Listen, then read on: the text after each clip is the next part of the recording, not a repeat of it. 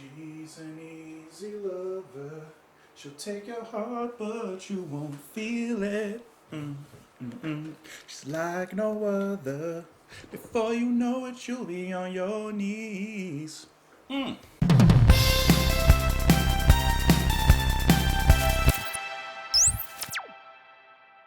what's going on, guys? Welcome back to the channel. My name is Justin, and today we are listening to Yes with their song.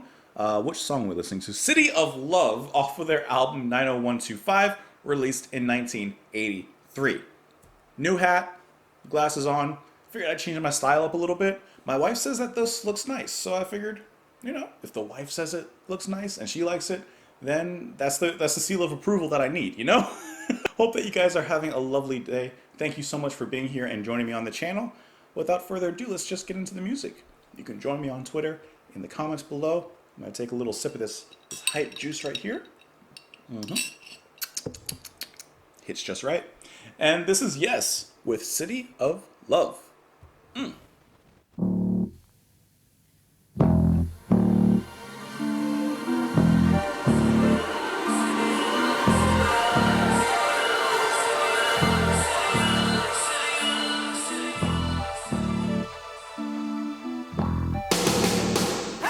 Once bitten, twice shy.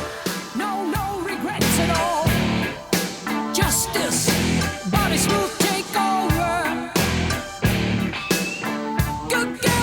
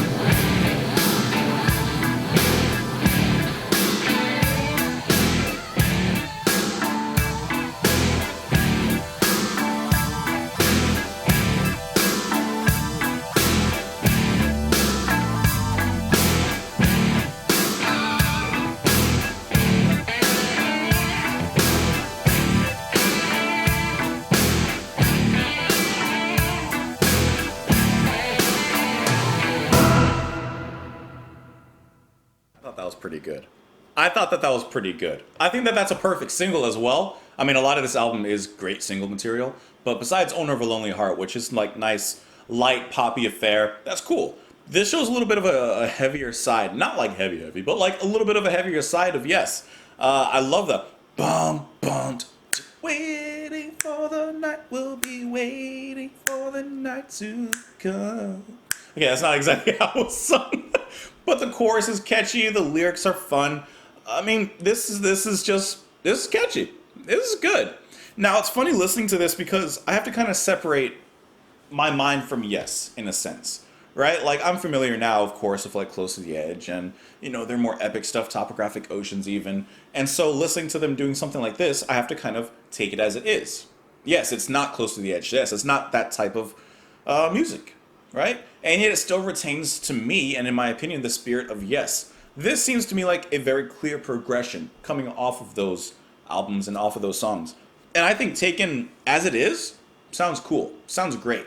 I think even taken as Yes, it sounds awesome, right? I love the vocals with John carrying the verse and then Rabin taking over the chorus. I think that their voices sound really nice together, and you can tell that there's no drama between them, right? Like they just come together very nicely, harmoniously. I've mentioned that in other songs as well, but I do think it's a feature that stands out in this album, just having the both of them doing that. Here, this comes across as like a very rocker type of song. There's a few instances of like that 80s style production, like specifically in some of the fills and some of those like brass or orchestral hits that come in provided by Kay. Speaking of who, is really just relegated to handling a little bit of the heavier parts of those riffs. It's pretty much Kay, Squire, and Trevor, who are just pounding away with the riffs throughout this song.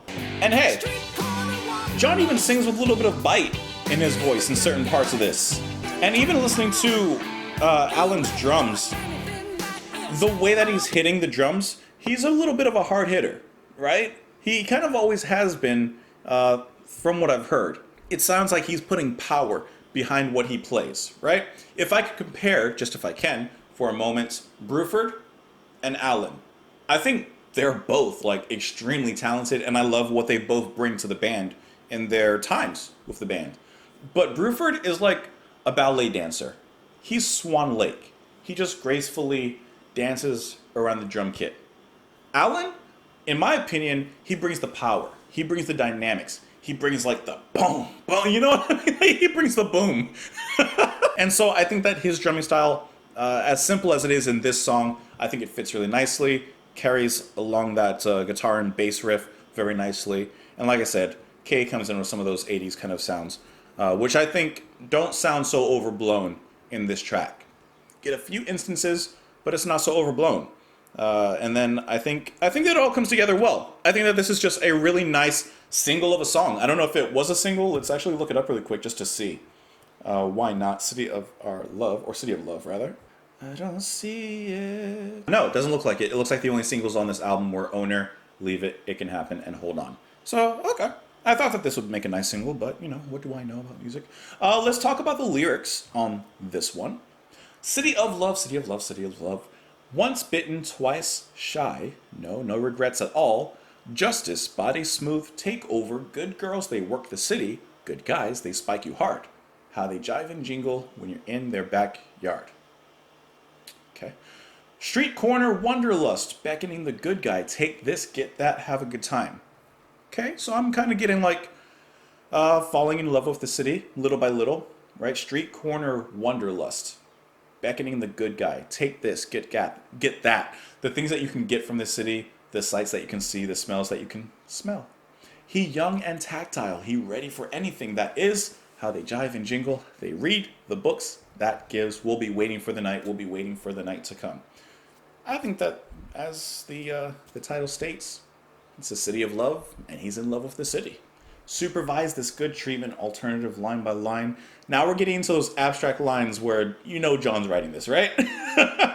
So take the street guy, so observant, take him for a ride, have a good time. Like a legend, the man he's sharp, his woman gladly watching as he strides out of the dark. Better be quick, get away. He's enjoying himself in the city, and the city is his playground. He's having a great time.